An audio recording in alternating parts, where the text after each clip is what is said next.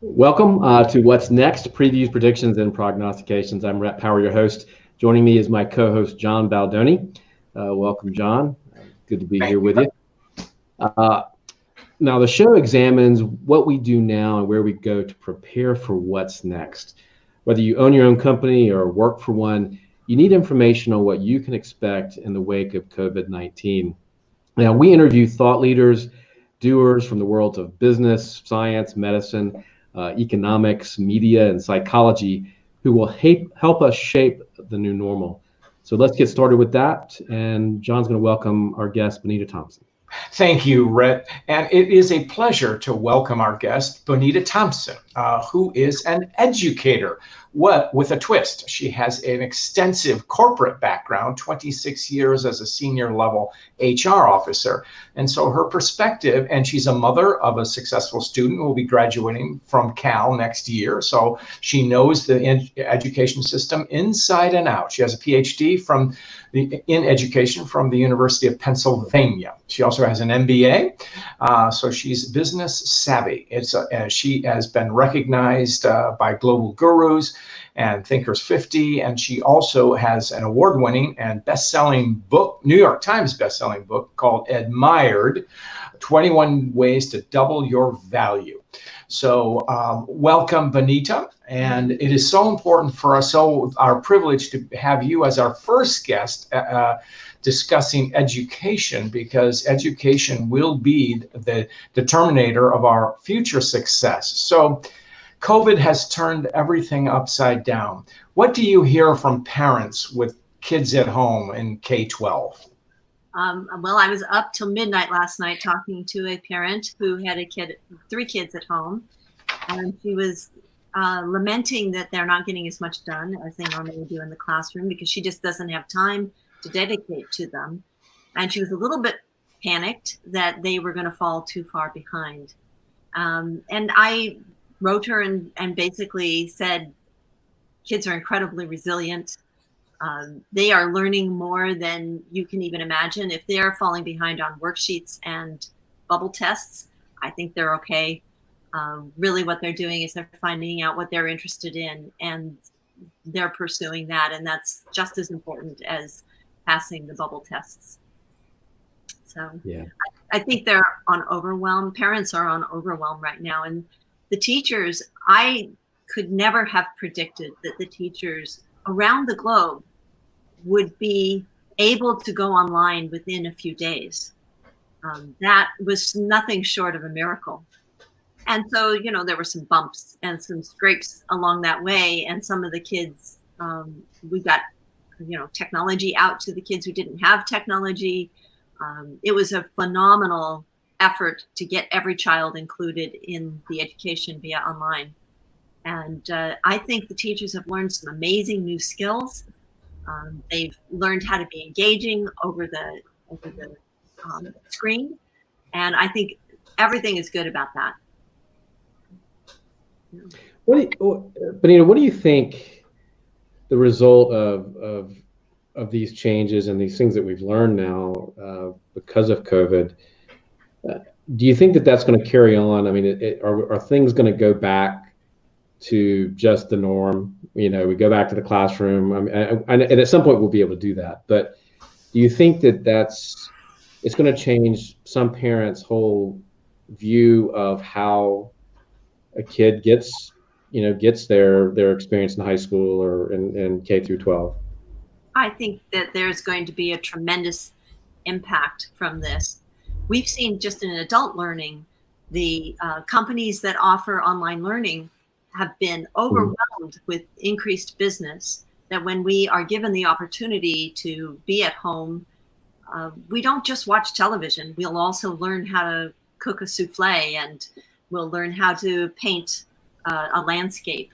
So we have been reaching out as learners across the globe, and it's very exciting to see. So now people are starting to learn that education is not just about its tests or about judging you and whether you're going to get into an Ivy League university, but education is about learning what you want to learn and empowering your life.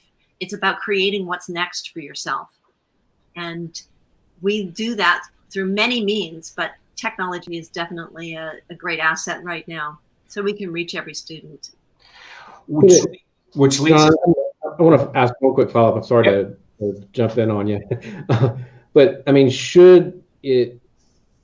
as a result of this and the things that we're learning, I mean, should it change the way the requirements, the way we think about high school and college? I mean, should there be a complete rewrite of how we think about it? Well, I would have said yes to that question even before COVID. We really have a curriculum that is based on learning skills that are looking in the past, not on skills that are about what's next for our students. And, we're teaching them medieval history and, things that have happened but we're ignoring some other areas that they may need in order to move forward in their careers. And so I think looking at all of our curriculum and saying, is this something that's going to move people forward? But I'm most excited about personalized learning, because this is a technology platform that you can load thousands, tens of thousands of lessons onto the computer, and people can take them when they're ready for it. If they want to learn their multiplication tables by a star basketball player telling them how it works, or if they want to learn it by counting fairies, you can have multiple ways that intrigue them, and then the learner becomes independent, the learner becomes excited and passionate about learning, and we have the technology platforms to do that. We had a lot of resistance from teachers prior to COVID. I think teachers are now realizing this is something that could really help and empower that individual student, and they'll be willing to use it more. So that's one of the great things about all the change that has happened recently. Great. I think, Bonita, we have heard you speak before about what you in education called the power of choice. So how does and you may have just alluded to it, but how does technology enable this power of choice? So when we give students the choice to what they learn, they remember things far longer than when we say, okay, pull out your textbooks and turn to page 22. They may or may not be interested at that moment. They may not see the use of it.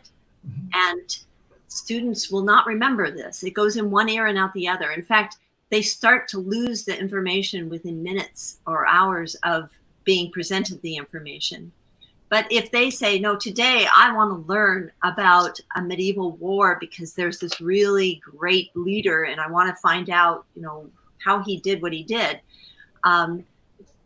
And they can go and they can resource that, and they'll have several lesson plans related to that. They are going to remember that lesson. It's going to be something that is theirs. It's part of their identity. I'm very excited about platforms that allow that.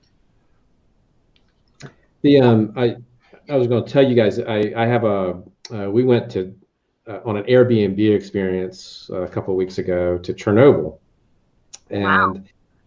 And the tour guide he was in Chernobyl, and it was called actually Feeding the Dogs of Chernobyl, and it was I guess there are a bunch of stray dogs that populated the area. It was a fascinating look at the site and what happened, and this place that I would love to go, but I probably would never take my kids there. But it was fascinating because it sort of quenched our thirst right now for that travel and for that experience and that education. And I thought that was neat. Do you think that we're going to develop more tools like that for people? I mean, it's kind of what you're talking about, right? It's that experiential learning. So if you love to travel, or if you love to sort of investigate new places, I think there are going to be some really cool technology tools that you can do that with. Oh, I'm very excited about some of the tools. Some of them I think are very far off, because I think we're going to have to move people more into personalized project-based learning and personalized learning. For example, there's a company that is developing AR, or artificial reality. And so you could sit down with Benjamin Franklin and talk about why Wow. did he put the kite in the air, and exactly what gave him that idea. That And is awful. this artificial, it would be like being in the room with them. It's really fun. It uses your iPhone, and you literally point it at your room, and you can see Benjamin Franklin walk into the room. And you can have a conversation with him. Now, it's fairly limited right now as the number of topics that you can discuss with Benjamin Franklin, but I think that is very doable and very much in our future, giving people more senses. They have found that when we use all of our senses in learning, if we can use multiple senses, seeing, hearing, touching, smelling, tasting, that we remember 5 or 6 times more than if we are just seeing it or reading it. So we do want that kind of multiple experience. There is another program at Stanford that they're using the AR technologies in order to take kids into the coral reef. And they can watch the coral reef degrading as climate change hits. And so the students get a visceral feeling about what that is, and then they're given things that they can do to help the coral reefs. That sort of education learning, we all learn more when it's mixed with emotion and our identity, and that's around the corner. I don't see it coming real soon, but I could be surprised. I was surprised by how quickly we all got online. Right. No, right. That's exciting. So let me ask an old school question. And it's work is hard at times, and school can be hard. So if we in our learner-centric models, what's to prevent a curriculum from being, quote, too easy? So that's another great aspect of personalized learning. If it's too easy, you can skip over it and go to something that's a little more challenging. When we personalize learning, we're not making every student move in the same direction at the same pace. Instead, for those who don't know, teachers would sit down and meet with each student, say, I think you should do these 4 or 5 modules before the end of the week. Students figure out how and when they want to do that, and then they take exams to see whether they actually acquired the information. And they don't move on until they have acquired. It's called mastery, learning via mastery. And in the math and science fields, this is incredibly important because it's a building block. We're stacking information on itself. If you don't understand how to do addition, multiplication is a very strange and foreign object. And so with personalized learning, we can make sure you understand that initial concept before we move you into another building block. And that's why I think, and personalized platforms right now are predominantly online. So moving online is a step in that direction. So we got a couple comments. I want to read one from a friend of mine down in Panama. And Henny asked, he's talking about that the teachers struggled, and I wonder what your perspective is from teachers. They actually didn't like he says that the teachers in the international school down there didn't really like the online learning. He said that they loved the interaction with the kids, and so they missed that part of it. But he says, as a parent, I think a combination is the way forward. Yes. What do you think? I couldn't agree more. The combination of parents and teachers working together to provide a personalized learning environment for students is very exciting. So the two things that I think that are moving us forward in the area of education is that parents are more involved now. And if you ask a parent what it is that they want for their children, they will 9 times out of 10 tell you one of 3 things: that they want the child to be able to make a living when they grow up, they want the child to be able to solve problems, and they want the child to be happy. And so we need to revamp our educational system so that we focus on those things, and parents will help that to happen. And when we partner teachers and parents working together for the benefit of our children, great things are going to happen. And I also agree, it has been very challenging for teachers to reach each student when you don't have them close to you. You can't observe what they're catching on to and what they're not.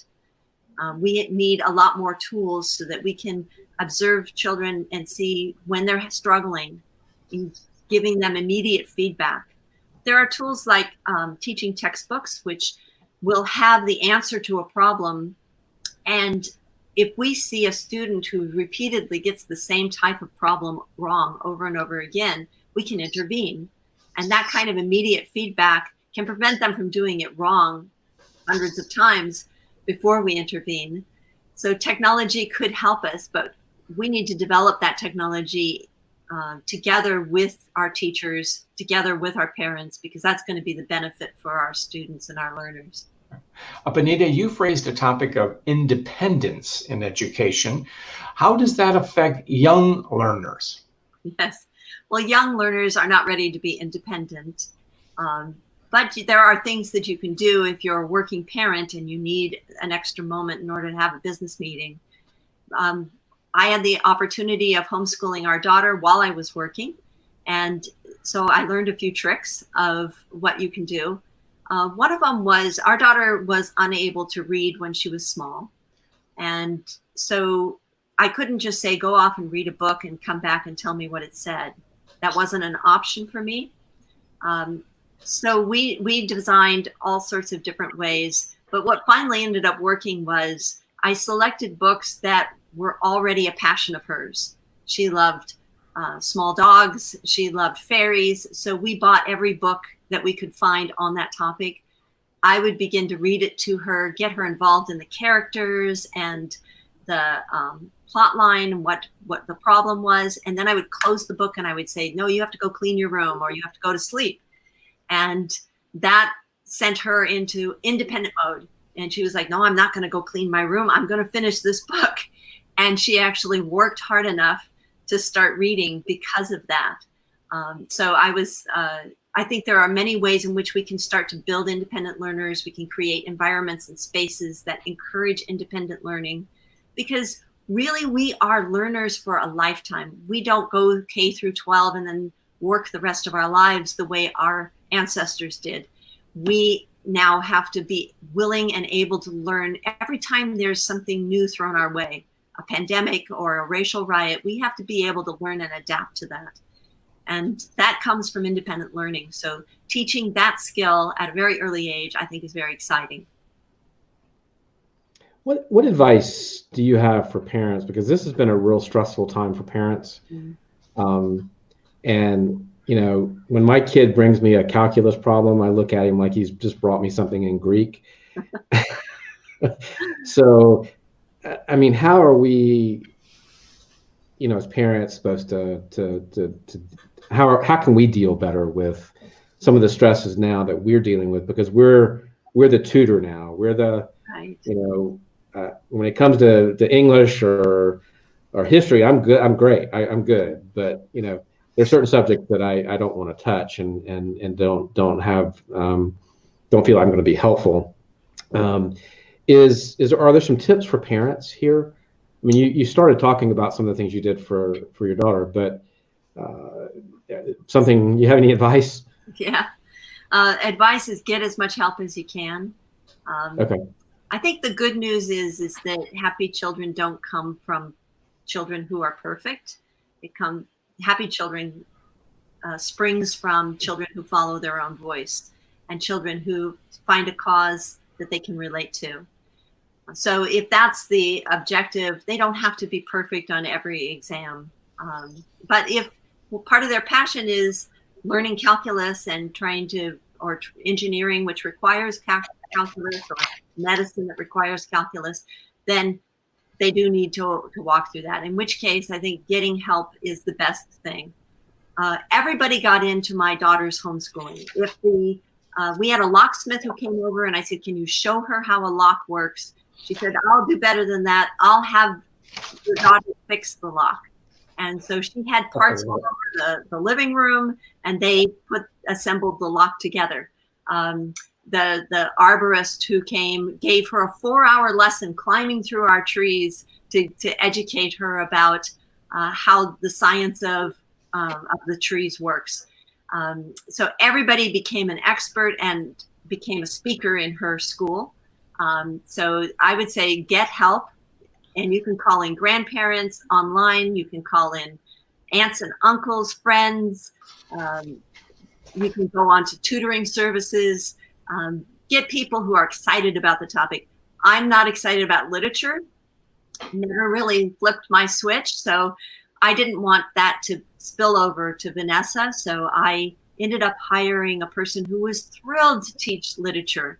And she would work with Vanessa every Friday morning. They would go through all the literature and the readings. So yeah, get help. It's not easy what you're trying to do. Yeah. Yeah, that uncle engineer is going to be on the phone then. You touched on something that was I think very important, Vanessa, is as a parent, and now where parents are like Rhett his two are at home right now, forced to take on real educational experiences beyond what typically we assign to parenting. And so you made a nice acknowledgement about, and Rhett acknowledged his weak math skills and your lack of passion for literature, but find someone who loves to share. Mm-hmm. And I think that's part of the thing about learning that, and I'd like your comment on it, that we're not wired for screens. We have to use it for now, and we will use it, but we need human contact. And part of that, and I think in your model, multi-platform, part of that multi-platform is human connection. Am I correct in that? So. Oh, yes. Social emotional learning, huge part of what we end up accepting. I used to call it the voice of what is possible. There is a voice in each of us that says it's possible for me to learn this, or it's not possible for me to learn this. And that voice determines whether we actually learn something or not. If we can have someone in our life who's excited about that topic, we are so much more likely to take it on, and because we see it as being possible. It's in our environment and in our existence. So we did history by reading a lot of biographies, and if you read a lot of the science and math superheroes, you'll find out that they predominantly did not learn science and math in school. They learned it from some uncle or in some cases a neighbor who would take them down to the river and float boats down, and they would notice the currents and how that worked. It was usually somebody who was passionate about the topic who took them by the hand and walked them through all the basics so that they could get to the really exciting stuff of that topic. So develop that, and the love of learning is the most important thing we can teach. I agree, and I know you guys did a great job, and you took your daughter on trips, and you went and you traveled, and you sort of did a lot of experiential learning, and I think that probably influenced her greatly, I would imagine. That would be almost impossible to do now, unfortunately, because you have to quarantine in each location. But hopefully we can expand that in a digital sense, and people can, in San Jose, California, can connect with people in Nicaragua or people anywhere on the globe, and they can learn that experience through the people who are there. So we had another question online, and it was actually something I was going to ask about, and he read my mind. It's a question from Facebook, and he says that university. Do you think is it hard to justify the cost of university now, and is tech going to influence that cost? It goes back to our conversation last week, John, with the two professors from Michigan. We talked about some sort of hybrid of going back to class or going back to campus.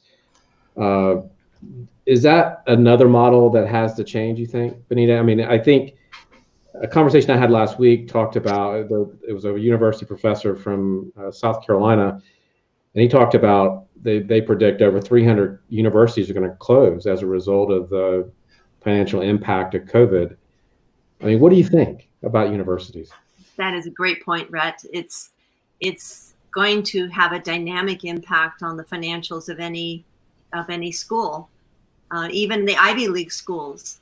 The majority of the cost of a university education comes from the buildings and from the labs and from the place. And they can't access those now. So they're spending a lot of money just to maintain the labs and all the things that are necessary for that level of education. So they're going to have to find other ways of doing it. And I don't know the answer to that question. It's right. A challenge for every school that I've spoken with professors there. They're all challenged to how do we keep the buildings while we have them closed, because financially it's a huge burden. Right. Well, it's interesting concept of that is when we think of colleges or universities, one of in my personal bias is that we have a real gem in our world, in our country, and that's our community college system, which often, up to an associate degree at a very, very affordable cost and a very good education. So are you hearing anything about the role of community colleges in our COVID world? I think community colleges are also caught up in the issue of the expense and how do we keep the financing going, just as all the other universities. So it'll be interesting to see which ones survive and which ones don't. As far as whether the community colleges could fill in a gap, community colleges are fantastic at training people for professions. So they have programs that train people for fashion design and police officer programs and firefighting programs. They have programs that teach astronomers, right? You don't get that necessarily at the traditional universities, but they're focused on 2 years and we'll have you ready for a profession. And that is essential. We need people to be retraining. If you were a waiter, what career could you now take that would allow you to be employed now? And maybe we teach you programming, or we'll teach you how to create platforms. All of those things. I was just on the phone with my fellow cohort at University of Pennsylvania talking about how can we help prisoners be re-educating. So we have huge amount of education to be done. Technology is definitely going to help us do that. Yeah. On the topic of is it worth getting a college education right now? I think it absolutely is always worth a college education if that college education gives you the skills that you need to have the career and the life that you want. And how you go about doing that, whether that's online or in person, is not as important as what you end up doing and whether that's building a life that you want. Yeah. Does policy, I want to ask about education policy for a second. Does policy, in your view, need to come from the look? Because this is a hot political question, so I apologize in advance. Does education policy need to come from a local level, state level, or a federal government level, a federal level? How do we do it?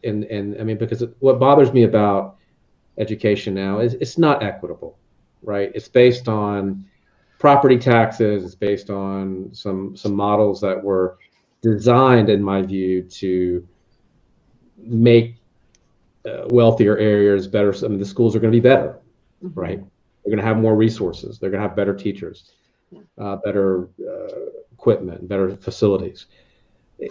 So how do we change it at that policy level? I think policy level, a lot of the policy level, people have to care about the educational system and vote accordingly for those policy changes to be made. I think of two countries when I think of excellent educational policy, and that is Finland and South Korea.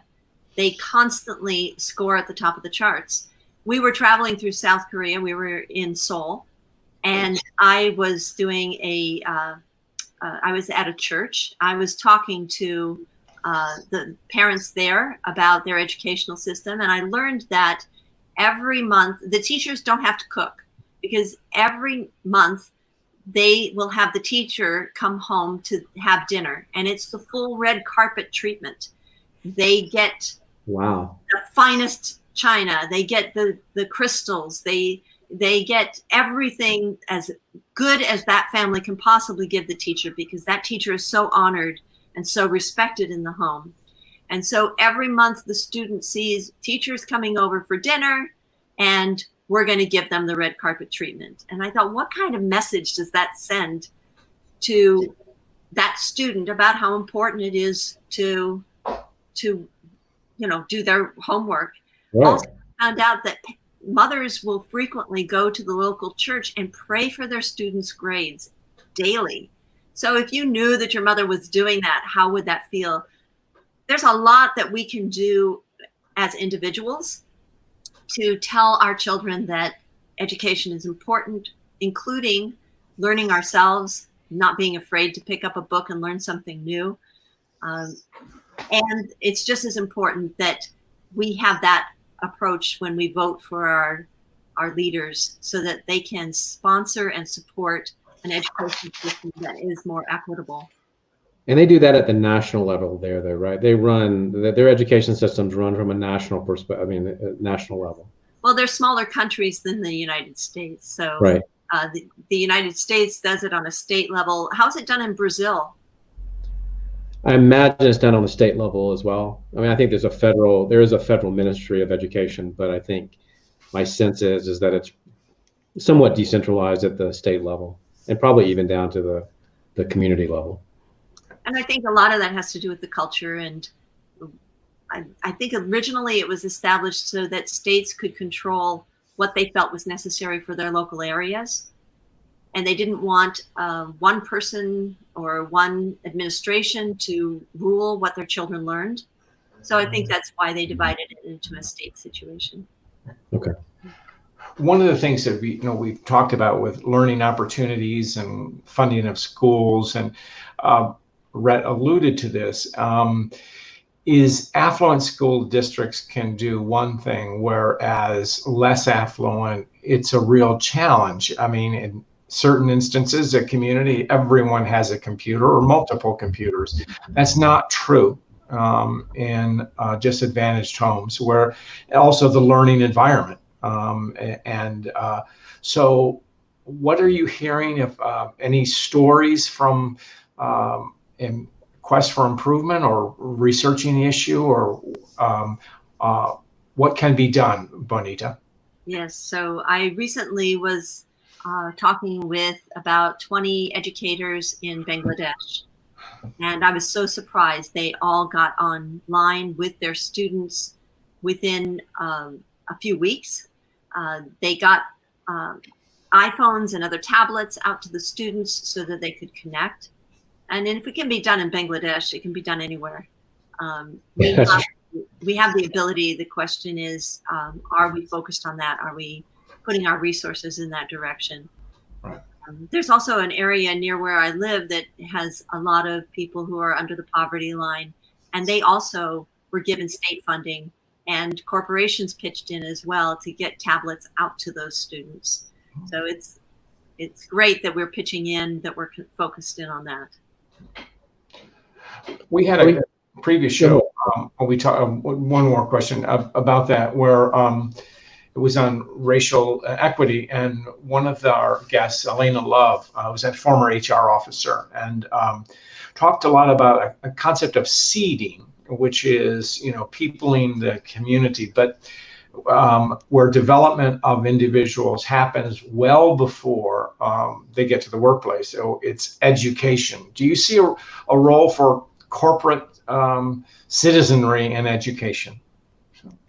I think we all need to be focused in on education. Education has corporations have a great incentive to be focused in on education, because if I can educate my future customers and my future workers about my technology or my product, I get more customers and more great employees. So financially, there is a great incentive for corporations to look at education. By the same token, we need to be careful having any one corporation be too strong. in supporting our schools because they could influence future consumers and employees to, and maybe not care for them as well. So hopefully they come together as a community to support education and to realize that everybody wins when education is strong. So we're getting ready. Sort of the last question I have, and unless John has another question, is what worries you right now about education with COVID and the other issues that we're facing as a society, and what are you really, really excited about? Like the one thing that you talked about, a couple of things here that are exciting, but what really are you fascinated by right now? I think the worried one first would be that I worry about the social emotional aspect of learning and teaching students to really listen. Listening is an incredibly important communication skill, and we don't teach it in school. We don't help people learn that skill. And as soon as we get online, we start broadcasting, and we're not necessarily really listening to each other. So developing technologies that help us listen to one another as well as broadcast to each other, I think is my greatest worry, and hope that we begin to look at that, and the social emotional, so that students who need a lot of support can get that encouragement and reassurance that they can learn. In the area that I'm most excited, it would be in the technology field for giving students almost instant feedback as to whether they are on track or off track, allowing learning to be personalized and project-based, so that they can go out and I'm going to make a solar car today, and they can get the instructions on how to do that, and they can put that together and they can send it out to all their friends that they've made this, and they can share ideas. All of that technology helps in the speed with which we can all learn, and I'm most excited about that as a platform. Fantastic. Bonita, this has been wonderful. We are so pleased that you could join us and talk about education and what it means for as we shape our new normal, because as we say, we're all in this together. So to our audience, I say stay tuned for many more episodes coming as we explore what's next, our previews, predictions, and prognostications. So thank you. Thank you, John. Thank you, Rhett. You're welcome. Thank you. It was great to have you.